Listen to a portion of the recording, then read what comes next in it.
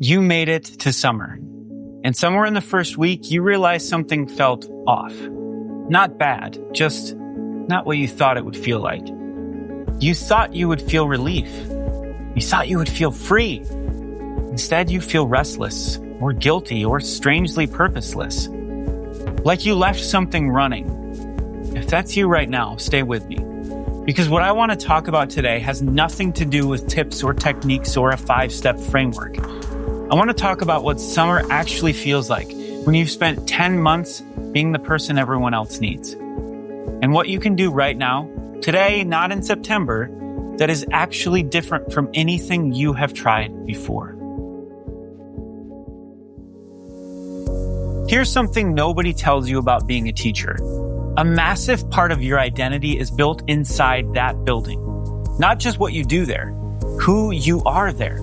The person who knows every kid's name, who reads the room before entering it, who carries the weight of 30 families by the time first period ends. That version of you is real, and that version of you is extremely good at what it does. And then June comes, and that version of you has nowhere to go. This isn't laziness, and this isn't ingratitude. This is an identity gap. A very real and very under-discussed psychological experience where the role that has been defining your daily purpose suddenly disappears. And you're left with a version of yourself you are slightly out of practice with. The version that doesn't have a plan for the day. The version that doesn't have anyone depending on them by 7:45, unless you're a parent.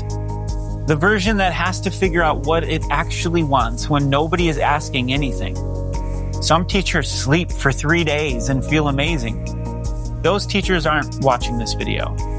The ones watching this are the ones who feel unmoored, like they can't settle. Like every relaxing thing they try feels slightly fraudulent because there's a voice in the back of their head that says they should be doing something. That voice is not the problem. That voice is information. And I want to show you what to do with it. There are 3 things most teachers do in summer that feel like recovery but aren't. The first is what we call the crash and sleep. You stop everything. You do nothing. And for about 2 weeks, this feels incredible.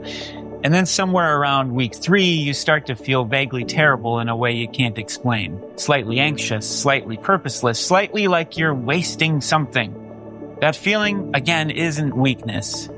It's what happens when a high output person removes all output without replacing it with anything intentional. Rest isn't the same as recovery. Rest stops the depletion. Recovery builds something new. The second trap is the productive summer. You sign up for the PD course you've been meaning to take. You redo your entire classroom. You reorganize your curriculum.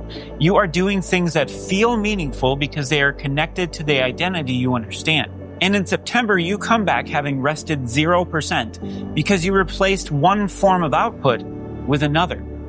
This is extremely common among high performers, and it is very hard to see while you're in it. The third trap is the guilt loop. You try to rest, but you feel guilty for resting. So you do a small amount of work to quiet the guilt. But working reminds you of everything else you should be doing. So the guilt gets louder. So you rest harder. So the guilt gets louder again. If this is your summer, you're not resting and you're not recovering. You're just rotating between 2 things that are making you more tired. Here's what all 3 of these have in common. They are all reactive. They're all responses to what the school year did to you. None of them are things you are choosing from the inside. And that gap between responding and choosing is where your summer either rebuilds you or doesn't. I want to give you 4 things, not a program, not a curriculum, things you can do today that you have probably not done before and that are specifically designed for the summer you are in right now. The first one is the stranger in town rep.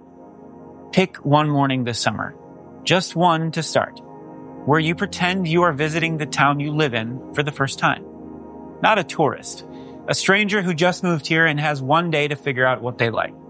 You go somewhere you have never been. You order something you would not normally order. You talk to one person you don't know. This isn't about adventure.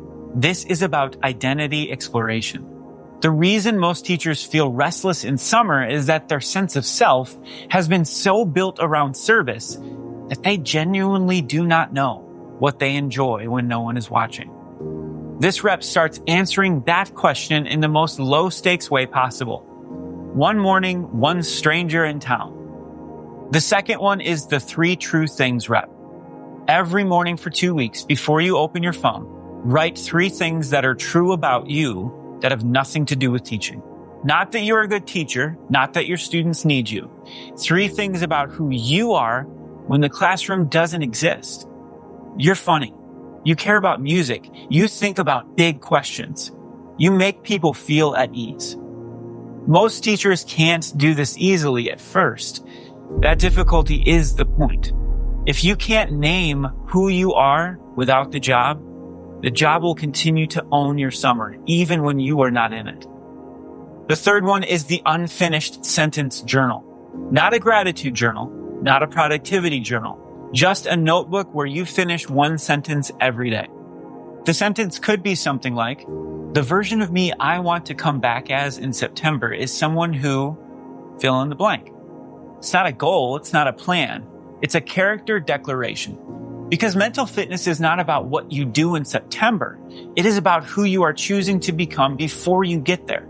Every answer you write is a rep. It is building the identity that will show up in the room before the year even starts. The fourth one is the permission conversation. Find someone in your life who is not a teacher. Someone who does not fully understand what the job takes.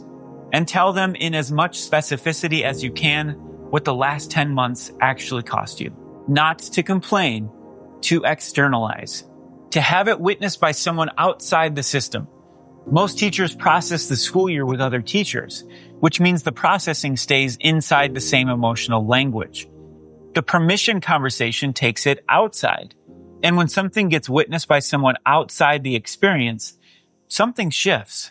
The weight doesn't disappear, but it stops being yours alone to carry. If you do the 4 things I just described, the stranger in town, the 3 true things, the unfinished sentence, the permission conversation, I can't promise you that September will be easy. Teaching is genuinely hard. The structural pressures on educators are genuinely real. There's nothing I can give you in a 12-minute video that fixes that. What I can tell you is this. The educators who come back different are not the ones who rested more. They are the ones who spent some part of their summer deciding who they were outside the classroom. Because that version of themselves, the one with an identity that exists beyond the job, shows up in the room differently. They have more to give because they have not given everything they have away. That is what mental fitness training actually builds. Not a better teacher, a more complete person. And more complete people are, almost always, better at everything. If you want to take this further, start at getforte.com.